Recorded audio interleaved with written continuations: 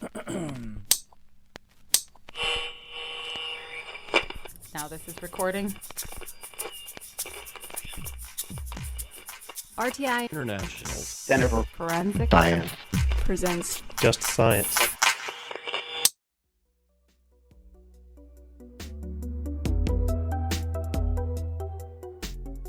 Season 2, Episode 3 of Just Science involves a case through the eyes of an investigator.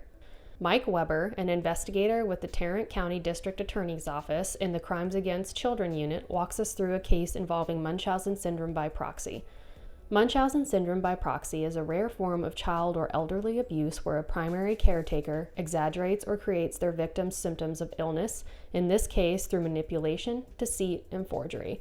Not much is known about this type of crime because it is so rarely recognized and so difficult to prosecute. Stay tuned and listen along as Investigator Weber navigates us through his journey to justice in this horrific case involving an abusive and attention-crazed chemist, a poisoned child, and an investigator who wants justice. Some content in this podcast may be considered sensitive and may evoke emotional responses or may not be appropriate for younger audiences. Funding for this season is brought to you by the National Institute of Justice's Forensic Technology Center of Excellence. Here's your host, Dr. John Morgan. Hello and welcome to Just Science, the podcast for forensic science. We're talking today investigator Michael Weber, who's a law enforcement officer for the last 31 years in Texas, now with the Tarrant County District Attorney's Office, where he assists prosecutors in the preparation of cases for trial and actively investigates special circumstance cases involving child victims. And one of his specialties has been Munchausen Syndrome by proxy, which we'll get into what that means.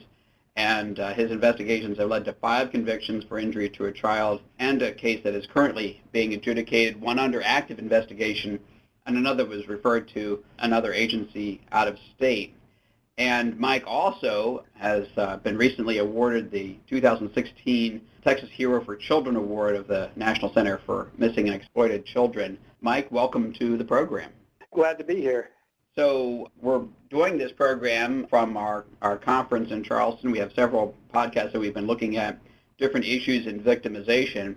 You have one of the most unusual ones that a lot of folks have not been familiar with, but I think it's certainly a fascinating set of cases in Munchausen Syndrome. But before we get into that, I'd like to congratulate you on a great honor to be recognized by the National Center for Missing and Exploited Children for your work.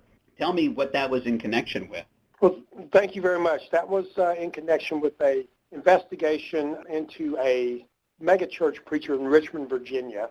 Before he became a megachurch preacher in the mid-'90s, he was a youth counselor for a smaller church in Texas. And he lived with a family who had an 11 and a 13-year-old girl, and he sexually molested both of those girls when he was a 27-year-old youth counselor. And unfortunately, when he went to Richmond, Virginia and started the fastest growing church in America in 2010, his behaviors didn't stop. They continued with all age groups. And he basically used his flock as his personal harem. And we were able to go back, find a lot of evidence.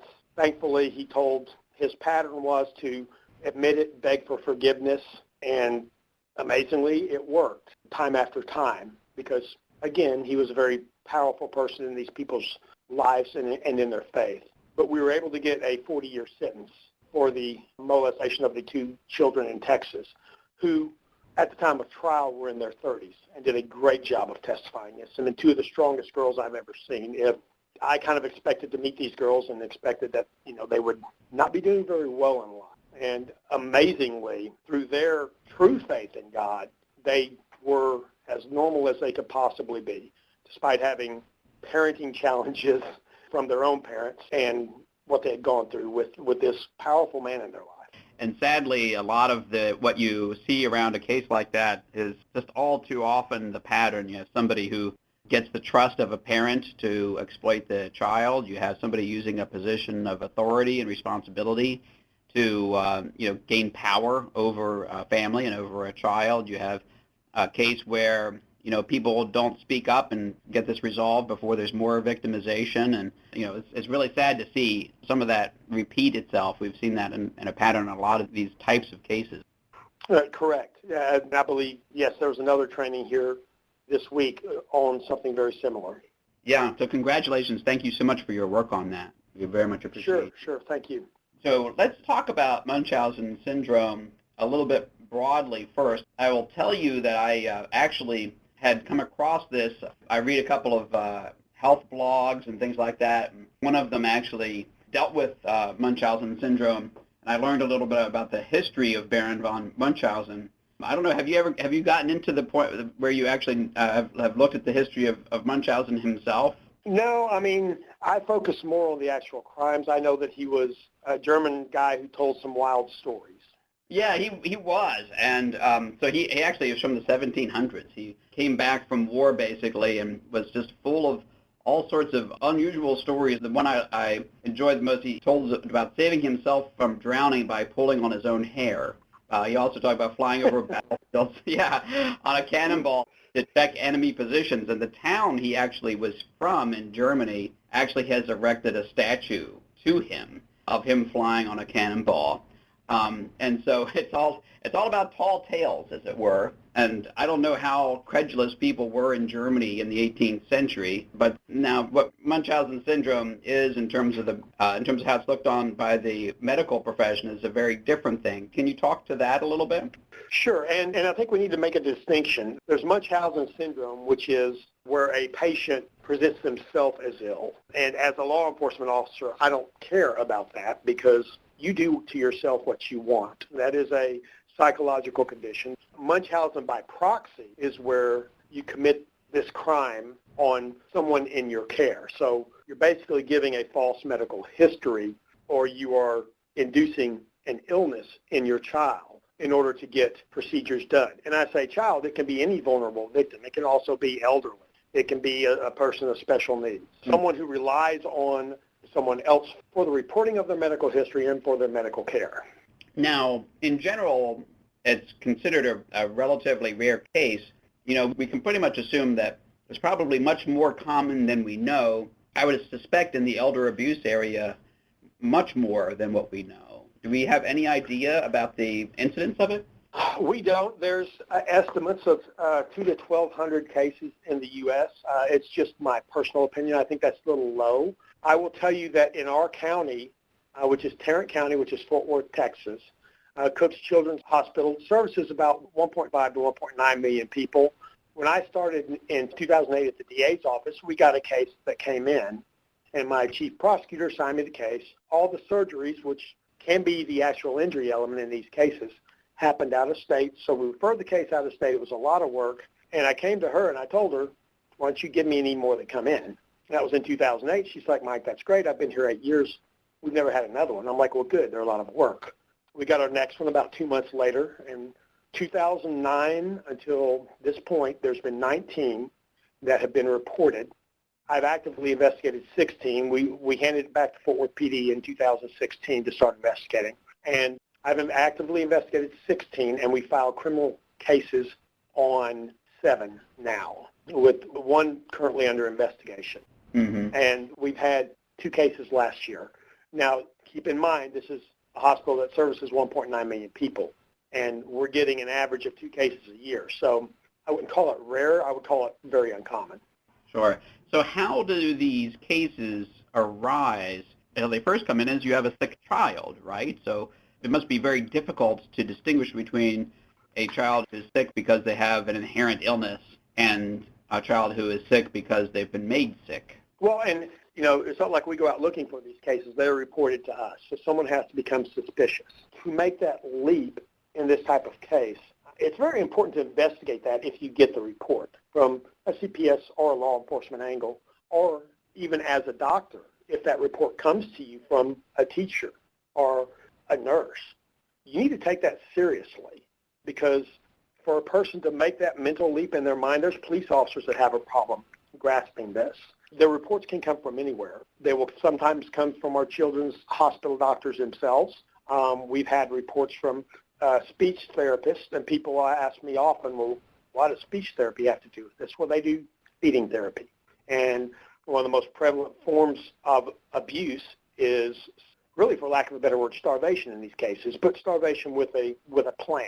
They are starving their kids at home and taking them to the doctor and presenting them as having gastric issues, reflux, can't eat, can't keep things down, won't eat. And meanwhile, their child is dropping off the growth chart weight-wise. And the most common medical procedure in this is a gastric feeding tube. Mm-hmm. And that really is, for us, if a feeding tube is placed in Texas, that gives us a good charging mechanism for the crime if we can prove it. Does it have a nexus at all to other forms of abuse, of physical or sexual abuse?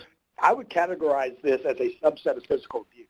I mean, let's be very clear. It's abuse. These offenders know what they're doing. It's Right. planned. They practice deception in doing it. It's really no different than any other form of abuse. And when I've interviewed these offenders, they interview like any other child abuse offender would interview. They'll at first lie, and then when confronted on their lies, they will make admissions. And then when further confronted, they may make further admissions, and you rarely get the whole truth. And that's every abusive head trauma interview I've ever done also. Right. But the point in that interview is if they lie and then they tell you the truth, well, they're lying to cover their tracks, which means they know what they've done is wrong. And legally, that's what we need to prosecute. Does anyone who hurts a child, does anyone who does that, do they have something mentally wrong with them? I think society would say yes. But legally, what we're worried about is do they know right from wrong when they committed the crime? And these offenders absolutely know right from wrong. One of the other things I think may help people understand this better, people may be thinking, well, what if this is just a mom who's just overprotective? That's not what we're talking about when we're talking about this form of abuse. We're talking about, for example, an offender who will take a child to one doctor and say, have a biopsy done for Hirschsprung's disease. The biopsy comes back negative. She will then take that child to another doctor in another system who doesn't have access to those records and either have the test done again or present the child to that doctor as having Hirschsprung's disease. That is an intentional lie to seek additional invasive medical procedures. So you do not see a pattern where you have a parent who is overprotective and just over time that just gets out of control. It's generally somebody who is thinking of this almost from the moment their child is born. It depends on when it onsets. The case I presented on, Hope Ybarra, she had her oldest child was fine, never had any medical problems. He was a boy. Her second child was a female, and she started with her and presented that child as having cerebral palsy, but didn't go as far as she did with her third child, who she faked a cystic fibrosis test. She had a feeding tube put in her stomach, and she had a central line placed, a portacath placed in her chest, and then used the portacath to withdraw blood from her. Obviously, we want to focus in on the Hope Ybarra case because I think it talks an awful lot about some of the different aspects of how you investigate these and kind of the etiology of it. But before we do, I want to try to go after another part of this, and that is the medical side of it, the medical profession side of it. Why are these medical professionals diagnosing and doing these treatments with these children without, really looking at whether there's an actual underlying disease that's accurate here? Well, and this is a common question, and this is really what you're going to have from an attorney's perspective to get across to your jury, how important medical history is to doctors. And the parent is the one giving the medical history. The offender in these cases is the one providing the doctor with a history of what is going on with this patient. The doctor seeing the patient at his office for, at most maybe 30, 45 minutes at a time. And for instance, if you want to get a gastric feeding tube placed, you starve your child at home, you take your child to the doctor and give a history of your child having reflux, a history of your child, not eating, refusing to take food. And what we see when we separate these children from these offenders is that history is completely false. The child eats on his own, can do everything that the offender said the child could not do. In the medical community, it's kind of focus in on we're going to deal with a symptom in isolation on the basis of having to trust the medical history that's given to us. Correct. And you have to understand that with HIPAA, the offender controls access to medical records at other facilities. She also controls it by just lying to the doctor about where the child's been seen before. If she's been someplace and not gotten what she wanted, she may not tell the new physician that she's at, that she even went to that place. And Even though she may sign medical release forms, it's hard to get medical records in a timely manner for doctors. But it's funny, these offenders are extremely manipulative, so they don't overtly refuse to sign a medical release form. What they'll do is say, oh, you know what, doctor, I didn't know I was going to have to do that. On the first visit, instead of you having to do that, I've got all the records at home. Why don't I just bring them next time? Doctor says, fine. Next visit comes around. You know what, doc, I ran out and I forgot those records. I will bring them next time. Doctor writes down another medical history. Now he has 2 medical histories to go off of in his file. She goes home. Third time comes around, she's probably not even asked for the records. Right. Because she's now had time to talk to the doctor, to manipulate the doctor, who she's going to present as a very caring mom. She's going to present as someone who loves her child, and the doctor's not going to be suspicious of what's going on. To understand this, you have to understand that doctors are trained to trust medical history. They're trained to trust their patient's guardian. And usually you're talking about a perpetrator who is female here, a mother usually, or in the case of like an elderly victim, is that the case as well, where you usually have a female perpetrator? There's research out there that shows that the figures are about 85 to 90% female. I don't know why that is. In our society, obviously not in all families, but in our society, I think women oftentimes take it upon themselves to want to care for the health of the child, and they become the person who will take the child to the doctor more than the father, if there's even a father in the picture. For whatever reason, it's usually a female perpetrator in these cases. That's correct. And of course, the perpetrator, she can do a little jurisdiction shopping here too, right? I mean, if one doctor seems a little less cooperative, she can always go to another doctor or facility to try to get after what she wants and justify it very easily, saying, oh, well, they just won't listen. That particular doctor is mean or whatever else it might be, and we're going to try to get to the bottom of it. Correct. Or she can go to another facility and lie about what the doctors at the previous facility told her. And Right. I've had that happen too. And they can go across state lines. An interesting aspect about this from the legal perspective is it is a federal crime to transport a child across state lines for the purpose of sexual abuse. It is not for the purpose of physical abuse. And it hurts prosecution in these type of cases. Really, that's fascinating. I did not know that there had been a distinction made in the law about that. Yes. So let's talk to the particular case here, because I think it might be instructive. So who was Hope Ibarra? What's her background? Hope grew up in Texas to a 2-parent family. She was college educated. She had a degree from Sul Ross University in Southwest Texas, a degree in biology, a bachelor's degree only. Is there any history or reason to believe that she chose biology deliberately because she had kind of an interest in this kind of thing? There's nothing to suggest that. There's been some history from the family of her reporting seizures in high school and college, and now the family members believe this may have been the start of it. I have no reason to believe she overtly planned, someday I'm going to have children, so I'm going to get this degree so I can hurt them. I mean, that would be a huge deceptive plan. Right, yeah. So it's interesting, though, because it suggests that maybe she, at some level, was self-harming. Maybe she had some version of Munchausen or self-harming in her. Perhaps. We just don't know. Oh, no, she absolutely did have that in her. We know that because at the time the investigation began, she had been presenting herself with cancer for years. And kind of what kicked the investigation off is her own mother became suspicious. Her own doctor became suspicious that she was doing this to herself, falsely saying she had cancer. And her mother confronted her on it, and she admitted that she had lied for years about having cancer herself. So at least in her case, there was a connection between Munchausen and Munchausen by proxy. That's true, and we've had it in other cases also.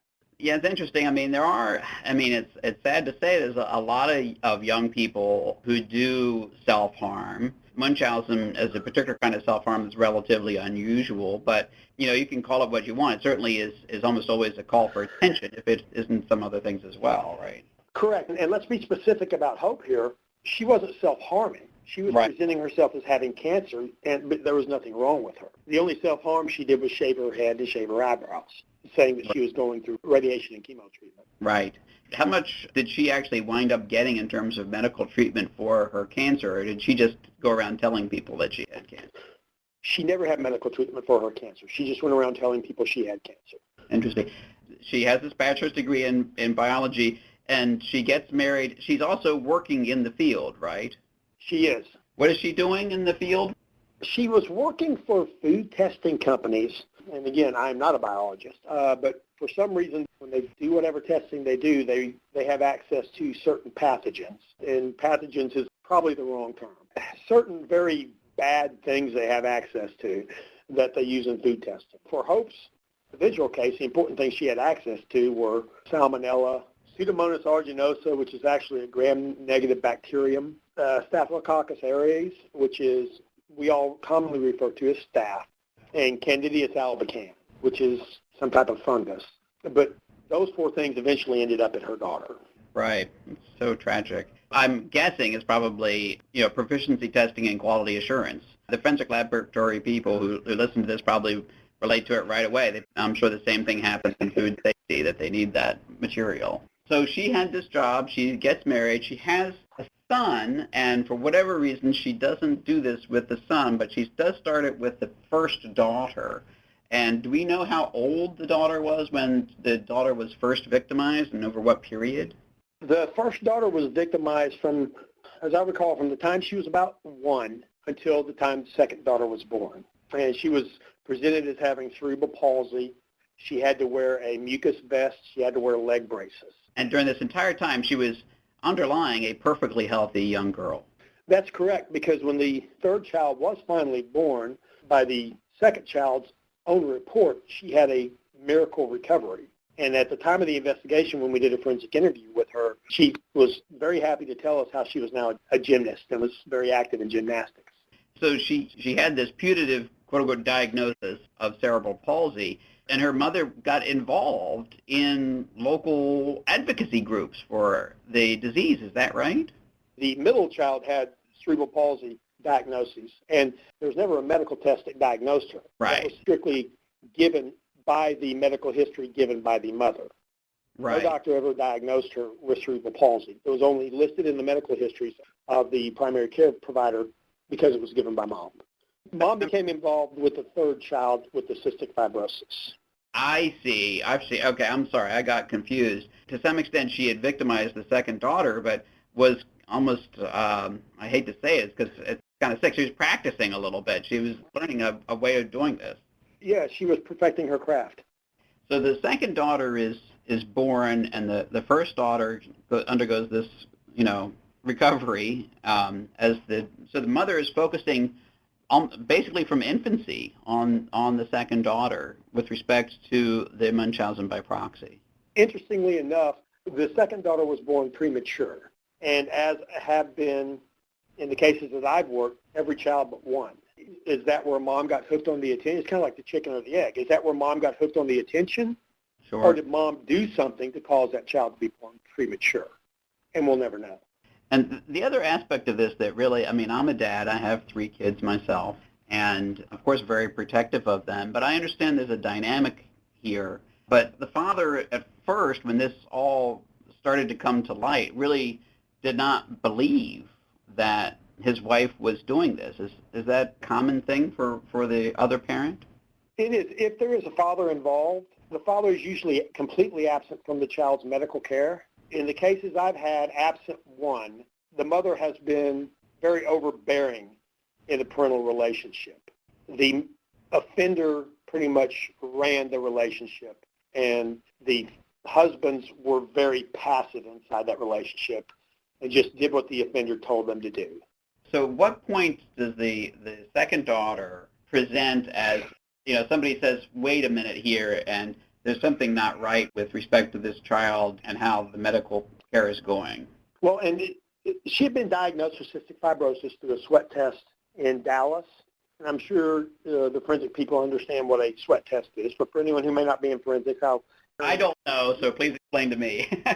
a very layman's explanation is you put a cotton patch on a child's arm, and you tape it down, and you say, go play with your mom. And you let them leave, and they go play for 30 minutes or however long it takes.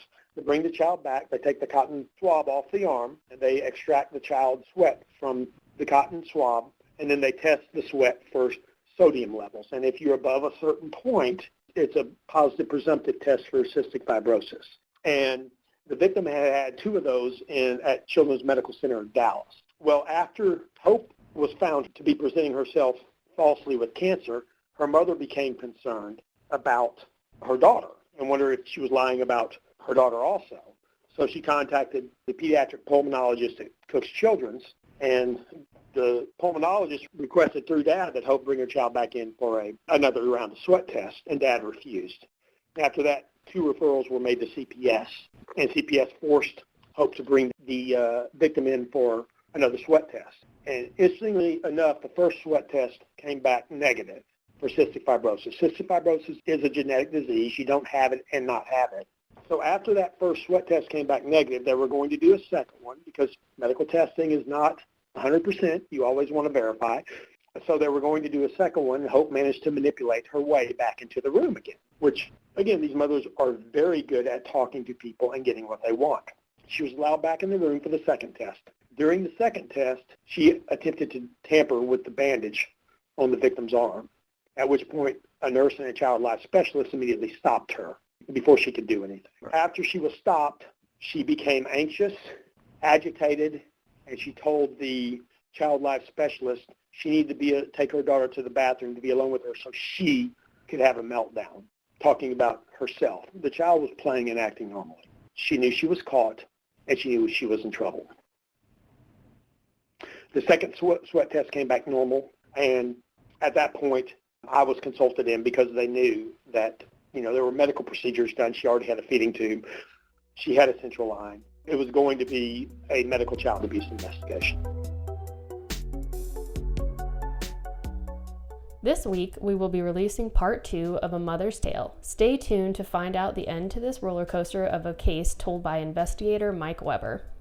Please visit the FTCOE website at forensicscoe.org for more information about this podcast. Opinions or points of views expressed in this podcast represent a consensus of the authors and do not necessarily represent the official position or policies of its funding.